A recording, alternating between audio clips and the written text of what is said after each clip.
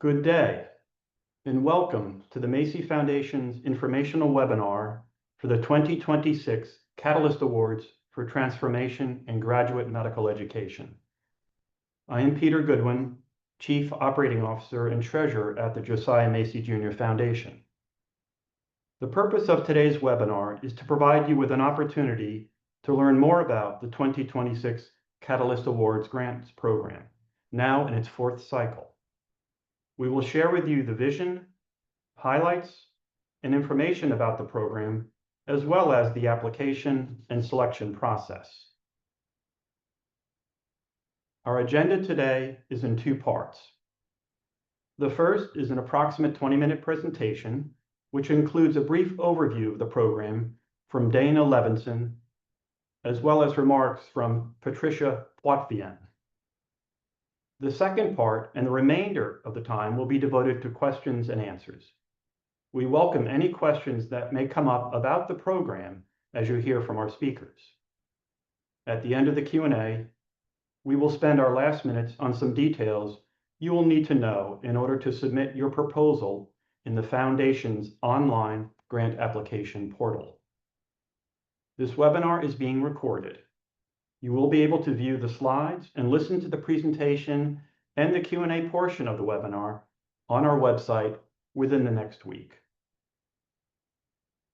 For any questions you have during today's presentation, please use the Q&A function on your screen.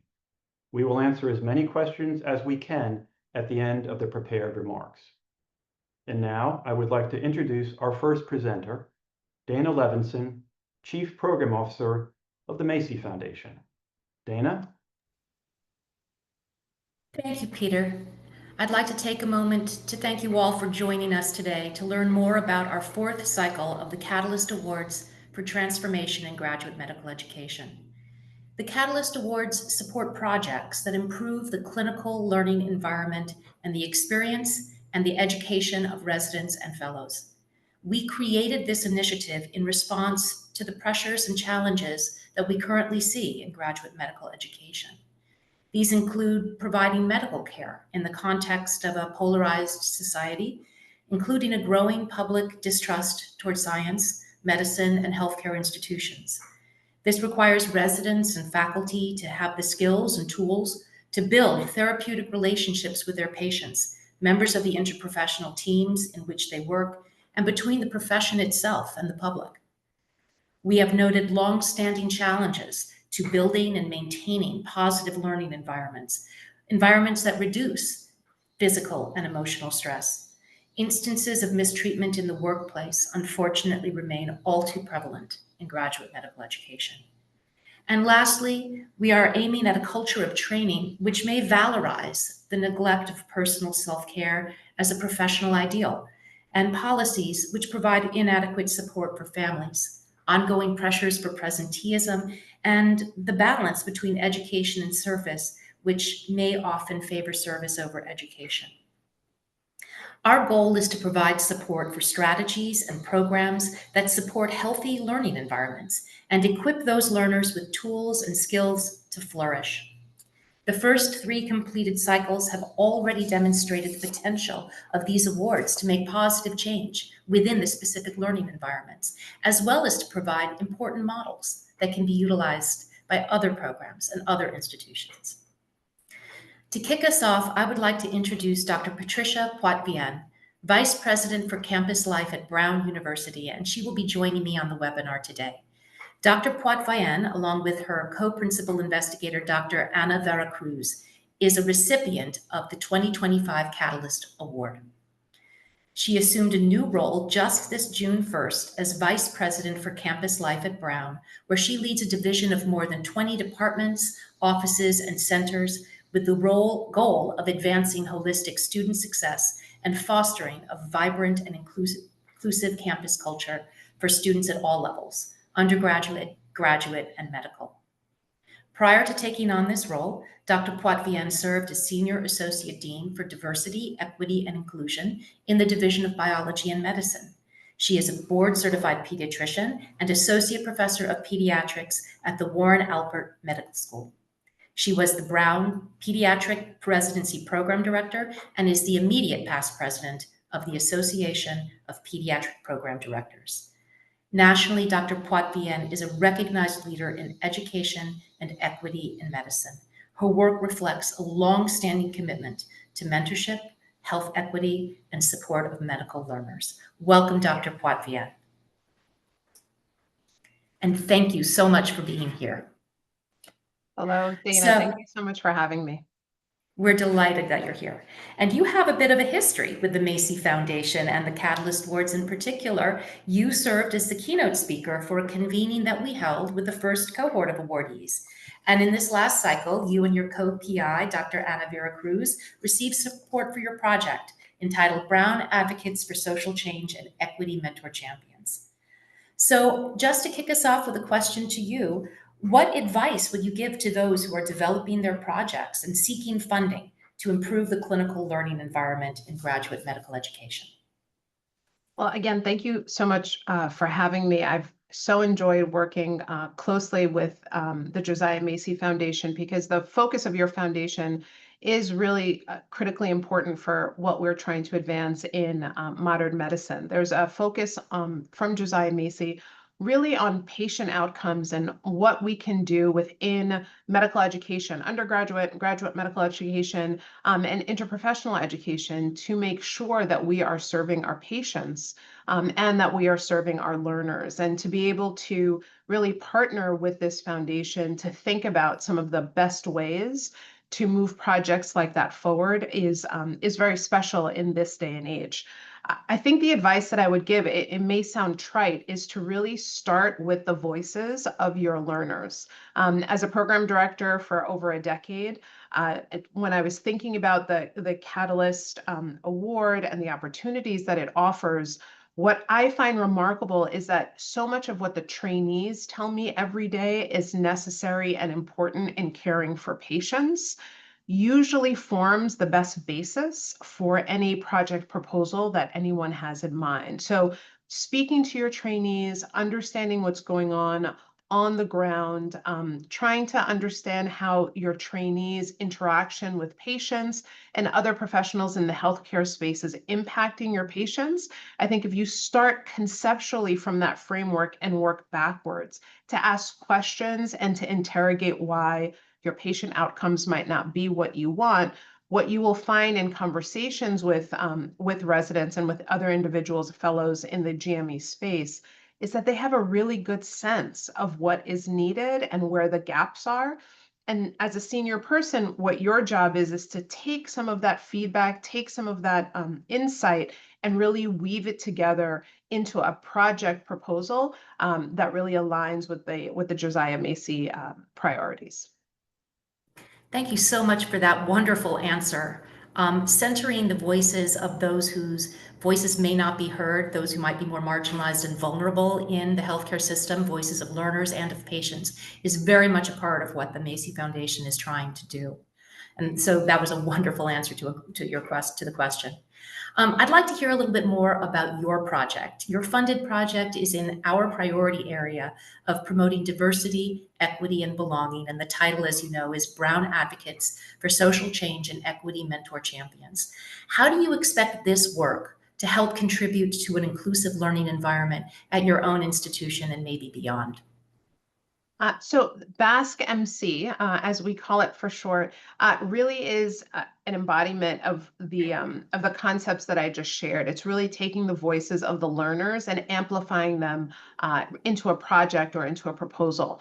So BASC, which was the predecessor to BASC-MC, is a program that we run at Brown that is meant to bring in trainees at all different levels, medical students, residents, fellows, and even junior faculty members who are interested in becoming change makers within their scope of practice or within their field of influence. And not surprisingly, individuals come to this decision at all different levels of training. And so we thought it would be great to offer an opportunity for folks from across the medical fields to come in and really think through carefully how they can utilize their skill set, their knowledge, and their passion for community engagement and advancement of patient concerns, how we can teach them the tools to really make that passion into a circumscribed project. And to be honest with you, BASC was started 7 years ago, almost 8 years ago, by a medical student. So I walk my talk. When I tell you amplification of the voices of the learners is the key, it really is. And we've built BASC out from the concept of that medical student to a program that has really been and continues to be an important part of Brown. And what we heard from the individuals who were going through BASC is that they loved the BASC training, but then when they went back into their areas, whether it was a resident going on to be a faculty member or a student going on to be a resident, that they needed ongoing support to continue their work, that learning the tools and having the tools simply wasn't enough. They also needed mentors that could help them to continue to translate the skills that they learned from our program into practical, applicable work. And so BASC MC is meant to help create mentor champions in the graduate medical education space so that they can continue helping our student graduates and our resident graduates, they can continue helping them to move forward the work that brought them into the BASC program originally. So again, BASC MC is simply an amplification of a need and an ask that our learners expressed to us. And we began to think of ways really to create a pipeline of mentors who can also help continue the work of our BASC scholars, but then ideally also provide additional mentorship for other individuals in the space who have not gone through BASC, but who are similarly oriented to really provide very good care for their patients. Thank you, Pat. We're going to talk a little bit later about how important it is in looking at the Catalyst projects that co-creation is something that is centered in the way in which we review them. So that was a great example. You've been a leader in GME for many years, but today, in June 11th, 2025, what do you see as the most urgent challenges that you would like to see the next crop of Catalyst projects address? Ooh. Let me see. I have to be brief, right? I think you shared that with me before we started. Okay. Probably the most urgent challenge I see today is what is beginning to, I shouldn't say beginning, what feels like a true disconnect of our medical education and training programs from our patient outcomes. When I see all of the work and energy that is involved in training a future physician, the level of investment of the learner themselves, the level of investment of the faculty members, of the nursing staff, of all of our interprofessional colleagues who are really focused on creating a wonderful pediatrician in my specific example, but I think across graduate medical education programs, we're all really striving to create exceptional physicians. What I'm realizing more and more is that it's so difficult to connect what we are teaching and how we are teaching to what our patients need. And that disconnect, I mean, I can go on forever to talk about how that disconnect has occurred and some of the circumstances that are making it worse. But I do believe that there are individuals who are really who are spending a lot of time and energy trying to connect the dots again, making sure that the experiences that the learners are having in the graduate medical education environment are contributing to the patient experience in a way that the learners feel connected to the patients and also that they feel connected to the future trajectory of their education. And the more that we can center the patient and really focus on learner outcomes that are linked specifically to patient outcomes, the better off we are. That's how we should really be imagining graduate medical education for the future, that all skills that we teach our learners and that we insist all the skills that we insist that they develop, we should be able to also introduce to them a value proposition that these skills will ultimately help your patients. I think that would allow for each of our learners to be even further invested in their own education. And hopefully we would see the dividends of that type of education in the outcomes of our patients. Thank you very much for sharing your thoughts and ideas with us. And I'm sure everyone is going to be happy to know that Dr. Poitevin is going to be available later on to help answer some questions. But right now, what I'm going to do is do some nuts and bolts and give you some information about the highlights of the program and information about eligibility. So next slide, please. Thank you. Recipients will receive support of up to $100,000, and this is inclusive of indirect costs, and our foundation caps indirect costs at 10%. The projects are intended to last over an 18-month period beginning February 2nd, 2026. In terms of eligibility, we're really interested in hearing from those who are directly involved in graduate medical education. Next slide, please. And these include faculty, staff, and residents. We're also interested in projects that are centered in the clinical learning environment. Successful projects will describe, implement, and evaluate innovative strategies to create healthy learning environments or to equip learners with tools and skills to help them flourish. Proposals should align with one of the 3 priority areas supported by the Josiah Macy Jr. Foundation, and these are promoting diversity, equity, and belonging, increasing opportunities for our learners to learn both in and from high-performing interprofessional teams, and preparing future health professionals to navigate ethical dilemmas. Finally, while we are very interested in seeing projects that have incredibly strong value in their local institutions, we will look for projects that have the potential to serve as models for other programs within the institution or other institutions themselves.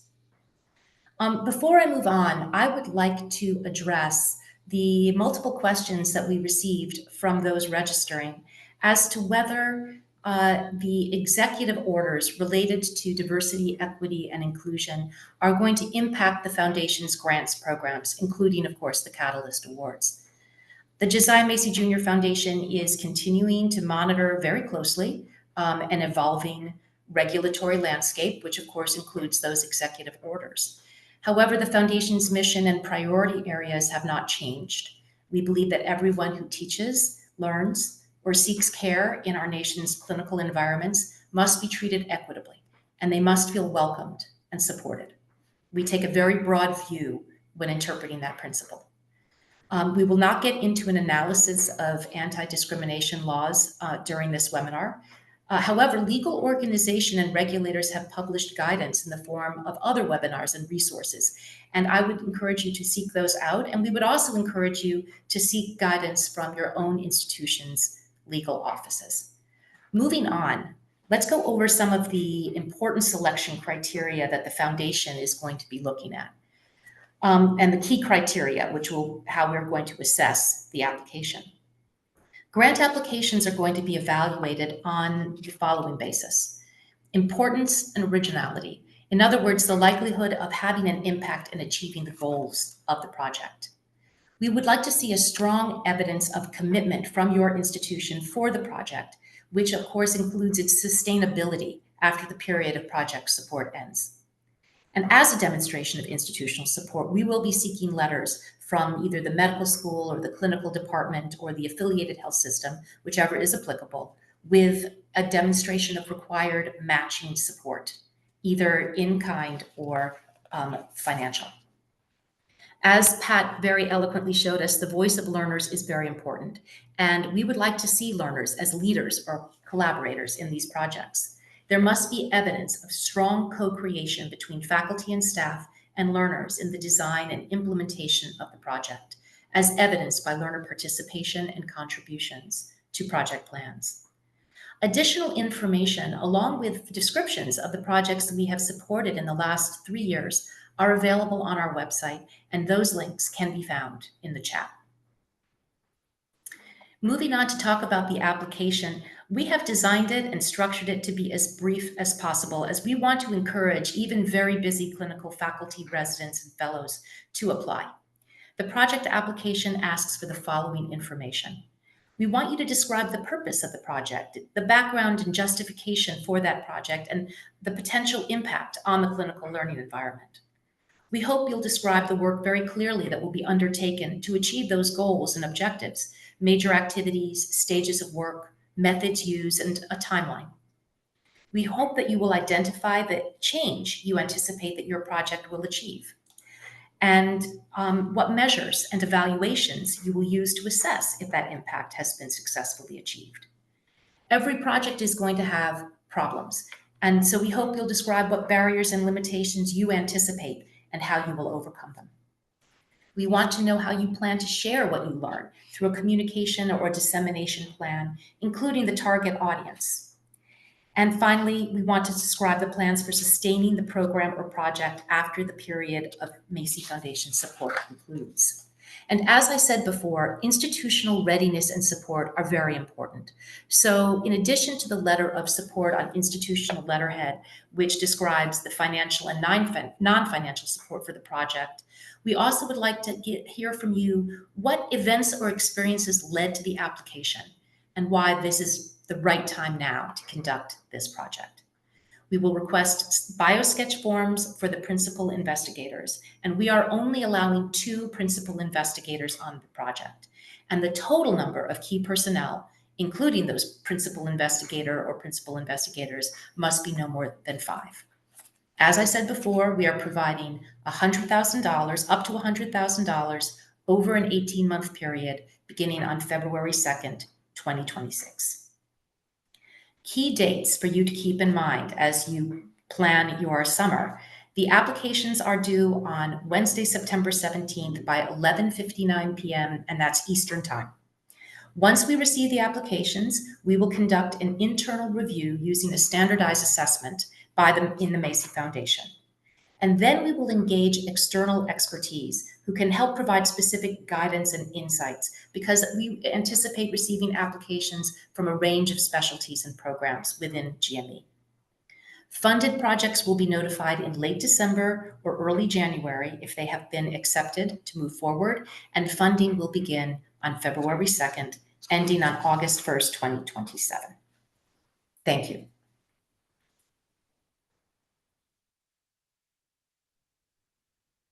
Thank you, Dana. We will now move to the Q&A portion of the webinar with Dr. Potvin and Dana Levinson. Please enter any questions you have about the 2026 Catalyst Awards for Transformation in Graduate Medical Education Grants Program in the Q&A function on your screen. We will answer as many questions as we can. Staff at the Macy Foundation are also triaging the Q&A box and are responding directly to some folks. But there's also a line that is in front of me right now of questions that I will begin to share with both Dana and Dr. Potvin. The first question, can there be a nursing learner component within our project, or is this just an exclusively for medical faculty, staff, and residents? That's a great question. And I think I shared before that one of the Foundation's key priority areas is helping our learners learn both within and from high-performing interprofessional teams. It is a requirement that this project address residents, but it is not a requirement that this project be limited solely to residents and fellows. And should a project have an interprofessional focus, obviously the inclusion of nursing would be a very important element, because we know that our residents are not learning in a vacuum. They are learning in a clinical team. Pat, do you want to add anything to that? No, I think you hit the nail on the head, Dana. In thinking about your projects or your project proposals, I think an understanding of all of the different influences for the graduate medical education space, which obviously include our partners from interprofessional teams, is really critical. And the goal, like Dana said, is to demonstrate that you are helping to foster a more inclusive and a stronger graduate medical education space. And by doing that, you are benefiting your trainees. How you do that, I think, can involve lots of different partners and a real deep sensitivity to how our partners in this space who are not physicians contribute to the GME environment. I think actually is a huge strength of a project proposal. Thank you. This next question comes from a group who admittedly are not medical directors or doctors as well. Would you consider supporting a behavioral science research project that strives to create empirically validated medical education training interventions? Well, that's a little bit of a black box, so I'm not exactly sure what the project entails, but I will answer it. The project must address improving the learning environment for residents and fellows, and we do want to see the direct impact on residents and fellows. So we would accept, and we have accepted, projects from outside of health institutions and residency programs, such as specialty organizations have submitted to us. If those projects were intended to directly improve the education and the experience of residents and fellows. Without more details, I'm afraid I would not be able to answer that question more specifically. Next question is, are non-ACGME fellowship programs eligible to apply? Yes. No more needs to be said. Yes. Okay, great. Here's an applicant who's thinking about the probability of success. What might be the estimated number of submissions this year, and how many of them might be awarded? So I can tell you that we have a fluctuating number of applications that come in. Last year we had close to 100 vying for 6 funded projects. This year we do not anticipate funding more than 3. I do not know what number of applications we will receive. We've received as few as 50 and as many as 100, and I would anticipate that the number of applications we receive would be somewhere within there. This is another reason, by the way, that we have made our application as what we hope as streamlined as possible to facilitate the ease by which very busy people doing a lot of different jobs can get an application in without it being incredibly onerous. And we also will accept feedback from our users if we haven't met that goal, because we do want this user experience in the process of applying for our grants to be a good one. That, you know, it's obviously any grant is a competitive process, and we receive many more wonderful applications than we have the resources to support, unfortunately. Thank you. Within the $100,000 award, are there any limitations to funding amounts directed towards the clinical learning environment in GME? For example, technology development, stipends, curriculum development. Are there any limits within those types of categories of funding within the 100,000? I'll answer it first, and then I'm going to send over a question to Dr. Poitevin when I'm done about what educational scholarship and educational projects really, in her opinion, need in terms of those resources. From the Macy Foundation's perspective, we will not fund, for example, renovations. We will not fund development efforts.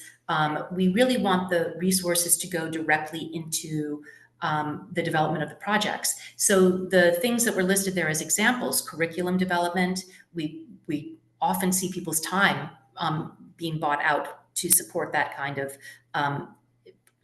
activity, including also evaluation. We encourage utilization of stipends, particularly those directed toward residents and fellows, because these are very busy learners, and helping or providing a reward for them to participate in extra activities we think is really valuable.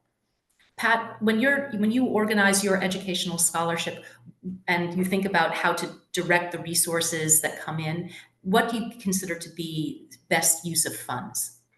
I would certainly lean into time. Buying out people's time, especially in the clinical learning environment in GME, is critical. So for our Basque MC program, a chunk of our proposal was around providing stipends for individuals who were selected to be mentors, because we're going to ask a lot of time from them. We're asking time from them to learn the skills, to mentor individuals within the GME space appropriately.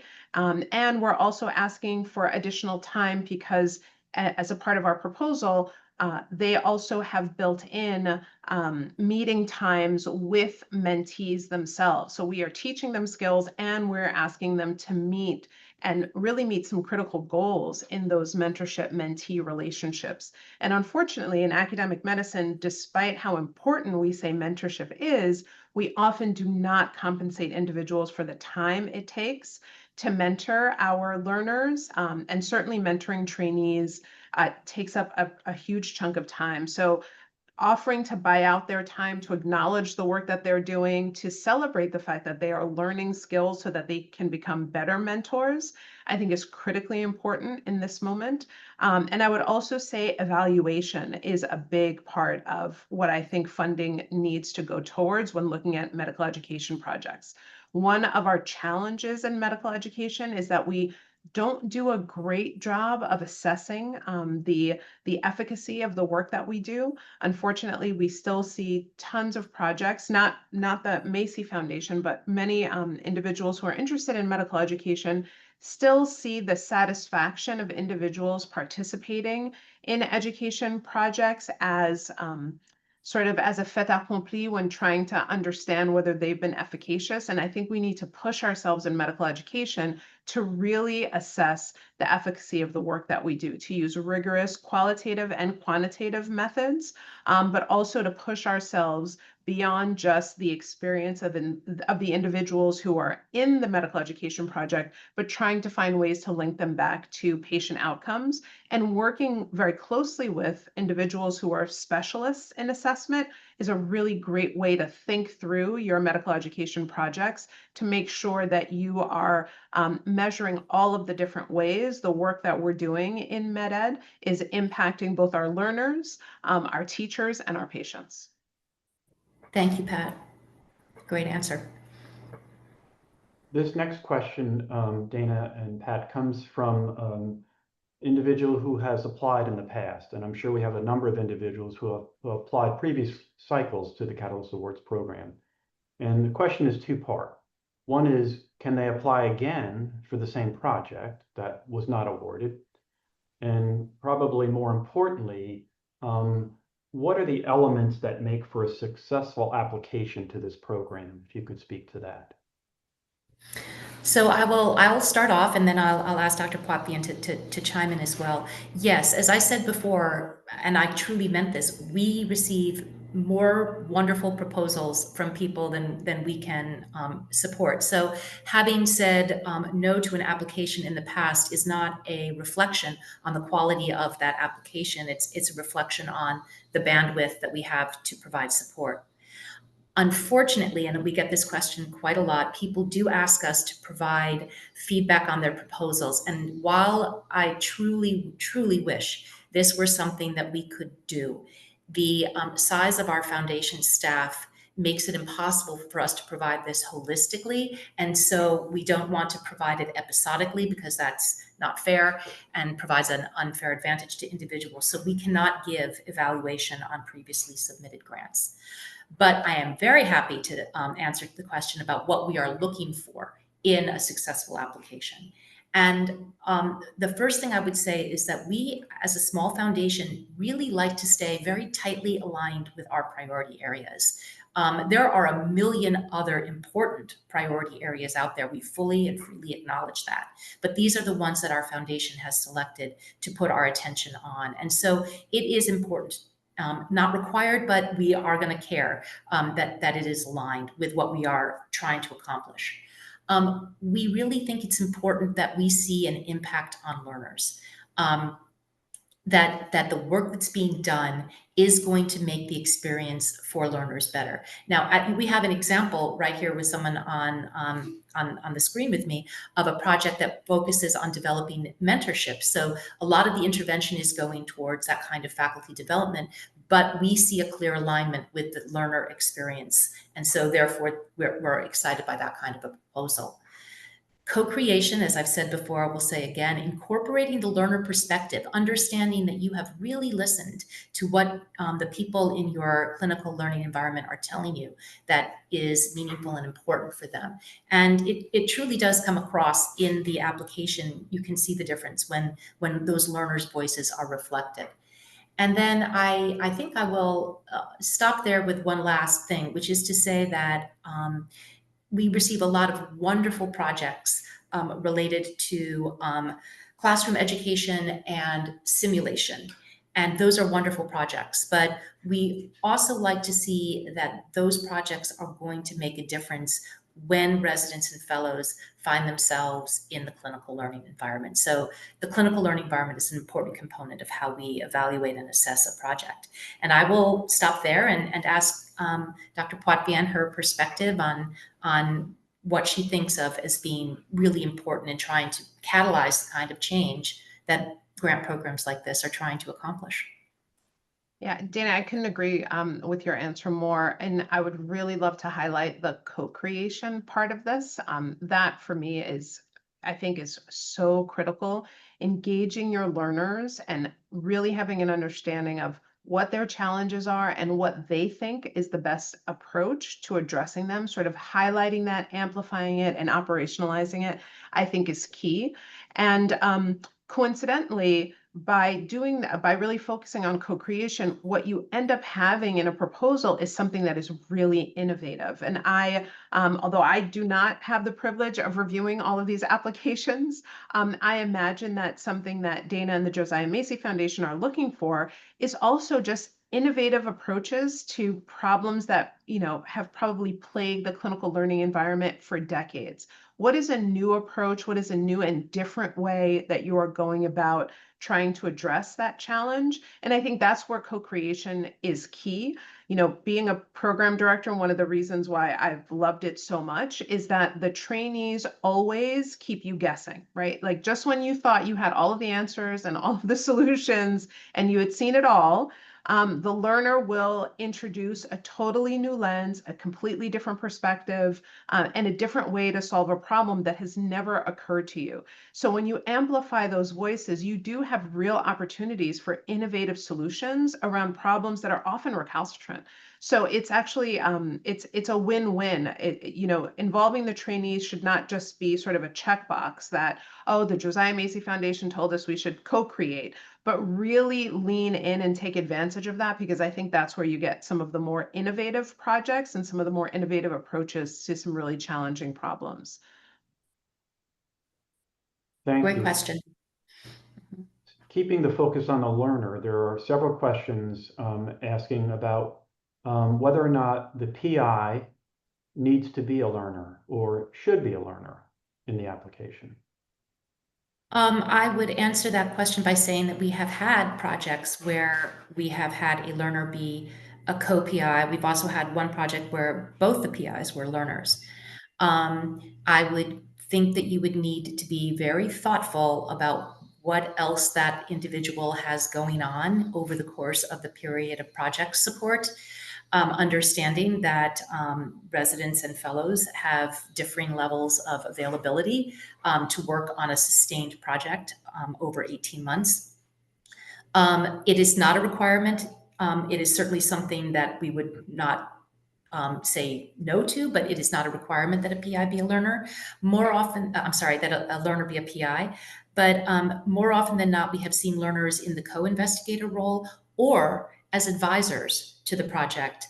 In other words, meeting less regularly, more episodically to help those who are part of the project team and to give them feedback in that way. It can be structured in a bunch of different ways. I think you want to look at what makes the most sense for the residents and fellows in terms of the schedule that they're trying to meet. Thank you. The program looks to create change in the clinical learning environment. And there's a question here about whether or not you can explain what exactly are the boundaries of the clinical learning environment so applicants can fully appreciate what might fit and what might not fit as they consider submitting a proposal. I'm going to let Dr. Poitevin answer this too, but because it's a kind of hard question. So let's see if we can scope out the clinical learning environment. I would say that it is any opportunity that a resident or fellow has to interact with a patient or an interprofessional care team in the course of providing care to patients, whether that is inpatient or outpatient, or community-based. I think that's my definition, but Dr. Poitvin, what's yours? No, I think that definition was perfect.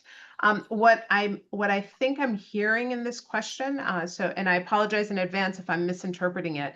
I think what I'm hearing in the question as well is sort of what type of proposed clinical learning environment would be the most successful in, if you all or if an applicant is including it in their application.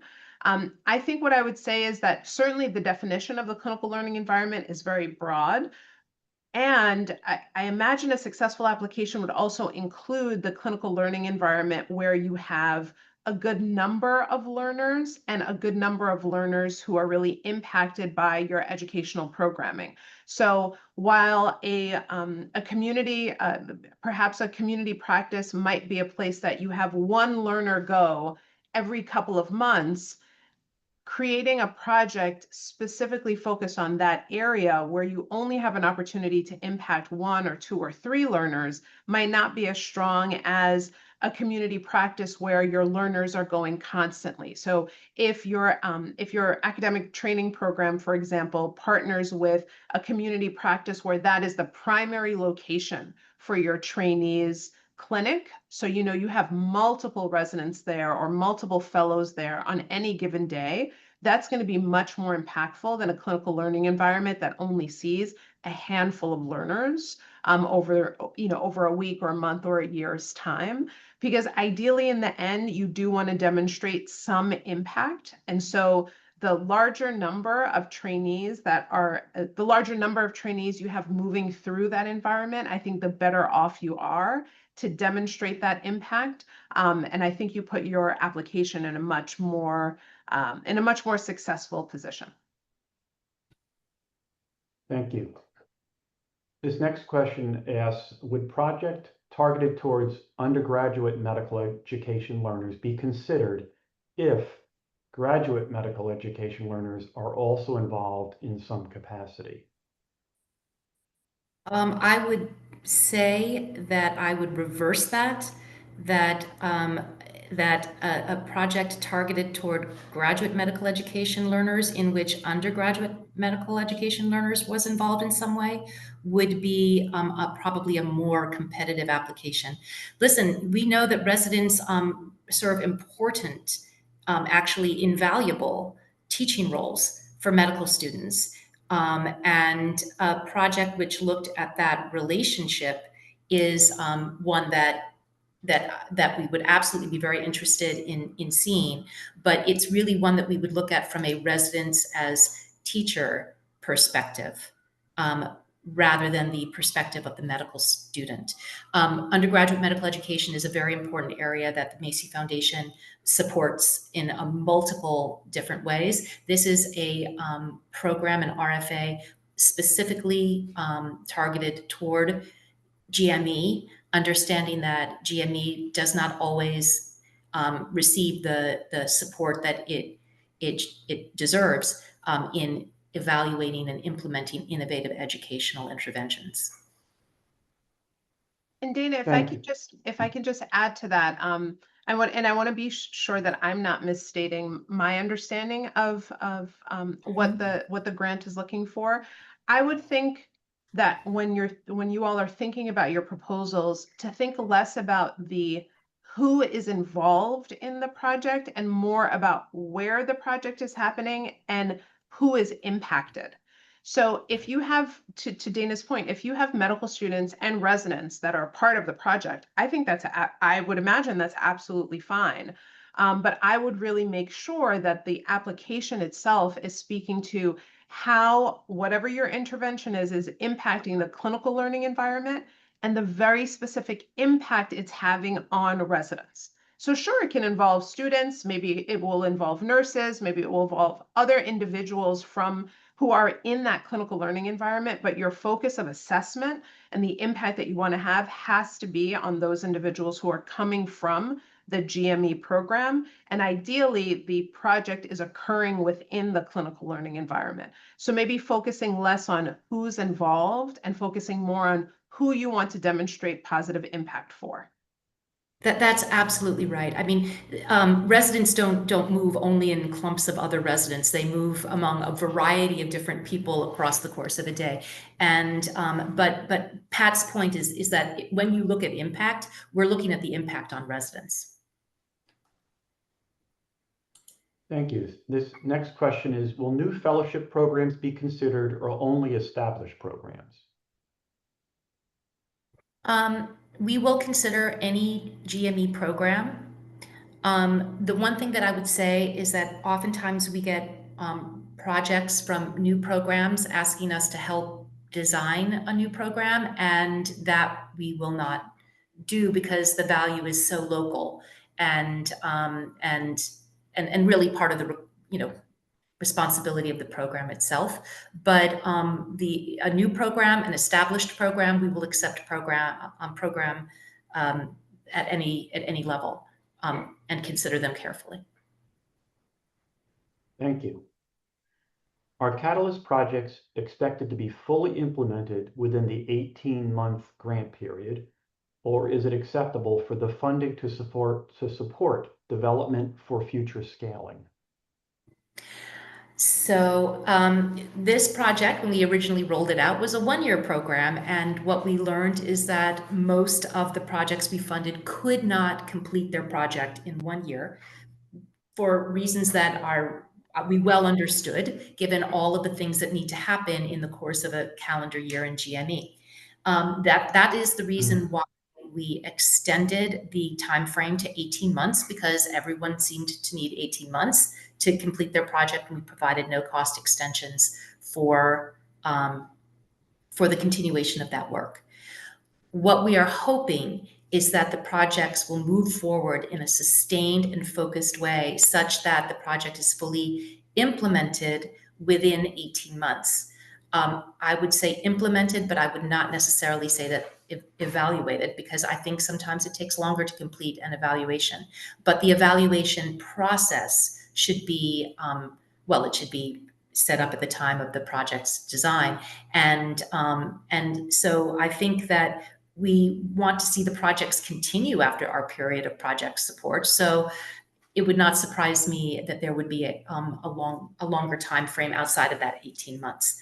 But the main activities that we would see, implementation of a project and a good bite of the evaluation, is something that I think we would hope for. We also understand that there are circumstances that come up, and we try to work with our grantees to help them be successful within the constraints of their personal, experiences and challenges that arise, as they do for everyone. Thank you. There are several questions concerning the matching support that you referenced in your remarks, Dana. And they're asking about whether or not there's a ratio that is desired of match to the foundation award. Is there a preference for in-kind or cash, if you will? Is it required during the funding period, or can it be applied as part of sustaining the project? So on the back end, if you will. So if you could take a moment to address some of those questions and anything else about the matching support. Those are very good questions, and I will answer them. And while I'm going to ask Dr. Potvin to think about what really strong institutional support looks like from her perspective. In terms of in-kind support, in terms of matching support, naturally we look at a direct application of financial resources as being a much stronger statement of institutional support than in-kind support. However, this is something which may favor those institutions which have more resources than those institutions which have less resources. So in-kind support is also something that we would look at very favorably. Dr. Potvin earlier said something which is truly important, and that is the gift of time. Providing time for people to participate in these projects is a tremendous kind of matching support, and one that I think we really would care about. There are other forms of support, which also, for example, the kind of supportive involvement of an administrator to help with the organization, or an educational scholar to help with the evaluation. The resources from technology to maybe help design a survey and run that in a rigorous way. These are all forms of in-kind support that we think of as being very substantive. In terms of the question, then, this was something I hadn't thought about, which is, can that support involve sustaining the project? I hadn't actually thought about that, but I would say, yeah, I would be very intrigued if someone had protected time within the course of the project to participate, and the institution committed to continuing that support. Well, that would be terrific. But of course, we have no way to hold institutions accountable for those kinds of commitments. And so while I would pay attention to that, I would look at that very, very carefully. I will stop there and ask Dr. Poipian, what forms of institutional support, both concrete as well as in kind, have been important and have made a difference for her? I think it's time, and time. Always. There are so many pressures on medical educators in our clinical learning environments, and we are constantly being pulled in thousands of different directions. When an institution really wants to support the success of a medical educator or a project that they are helping to lead, I think the best way to do that is the gift of time as an institution, to say, I will support the time that it takes for you to make sure that this project is successful, and give you an opportunity to step away from perhaps your clinical duties, maybe even from your teaching responsibilities, but duties that are baked in to your job description. If an institution is willing to support that, you are able to take time away from those responsibilities so that you can ensure the success of the project. I think that is the most meaningful way to demonstrate institutional support. Outside of buying out investigators' time, I also think that supporting activities that are often happening at an institution is also helpful. So again, program evaluation and program assessment, that is, generally speaking, at most of our institutions, something that already exists. Statistical support already exists. An institution could very well offer time with a statistician, or time even with a writer, time with individuals who are doing programmatic assessment, to say, once again, we are committed to making this project successful. We don't want the funder to have to fund these services if we already have them in place.